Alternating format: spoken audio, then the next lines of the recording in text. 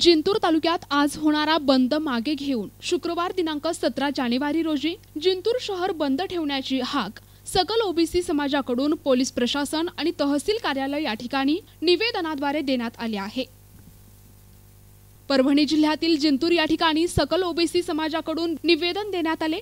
या निवेदनात सर्व ओबीसी समाजाच्या वतीने दिनांक 7 जानेवारी रोजी जरांगे पाटील यांच्या परभणी येथील मूक मोर्चा एका वक्तव्यामुळे गुन्हा दाखल करण्याबाबत निवेदन दिले होते। त्यावर प्रशासनाने कुठलीही कारवाई केली नाही। तसेच काल वाल्मिक कराड यांच्यावर दबावापोटी मोक्का लावण्यात आलाय आणि त्यांच्या आईच्या वतीने पोलीस स्टेशन परळी या ठिकाणी ठिय्या मांडून आंदोलन करण्यात आले आहे। त्यांच्या पत्नी स्वतः सांगत आहे, जर माझ्या पतीवर गुन्हे सिद्ध झाले तर शिक्षा द्या, परंतु विनाकारण राजकारणापायी माझ्या नवऱ्याचा बळी घेऊ नये।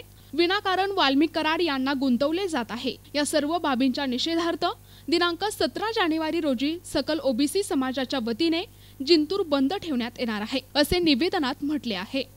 आज दिनांक 15 जानेवारी 2025 रोजी जिंतूर बंदचे आवाहन केले होते, परंतु जेव्हा सकल ओबीसी समाज आणि समाज बांधव जिंतूर तहसील कार्यालयासमोर जमा झाले असता पोलीस प्रशासनातील अधिकारी तसेच महसूल अधिकारी यांनी आमच्या सर्वांची तिथे येऊन भेट घेतली व आम्हाला तहसील कार्यालय येथे एका मीटिंग करून आपण बोलणी करू असा आम्हाला निरोप दिला।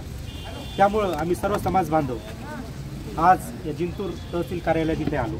इथे आल्यानंतर नायब तहसीलदार साहेब आहेत, पोलीस निरीक्षक साहेब आहेत, या सर्वांनी आम्हाला मध्यस्थी केली आणि आमच्याही लक्षात आलं की आज जे शेतकऱ्यांचं नुकसान होईल, आज जर का जिंतूर बंद ठेवला, आज व्यापारी बंधूंचं नुकसान होईल। या सर्व शेतकरी बंधूंचं, मजुरांचं, त्यानंतर व्यापाऱ्यांचं, दुकानदारांचं नुकसान आज होऊ नये म्हणून आम्ही पण त्यांच्या मागणीला दुजोरा दिला। त्यानंतर पोलीस निरीक्षक साहेबांनी परभणीच्या पोलीस अधीक्षक साहेबांशी संपर्क साधला। त्यांनी आमच्याकडे 2 दिवसाचा वेळ मागितला आहे की आम्हाला या प्रकरणात कारवाई करण्यासाठी 2 दिवसाचा वेळ द्या।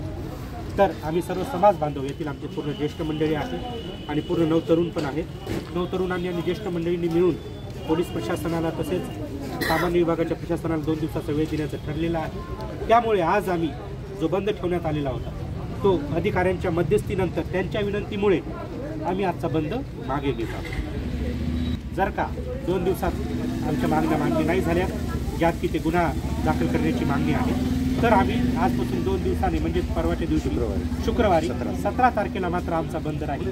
प्रतिनिधी रियाज चाऊस, NTV न्यूज मराठी, जिंतूर, परभणी।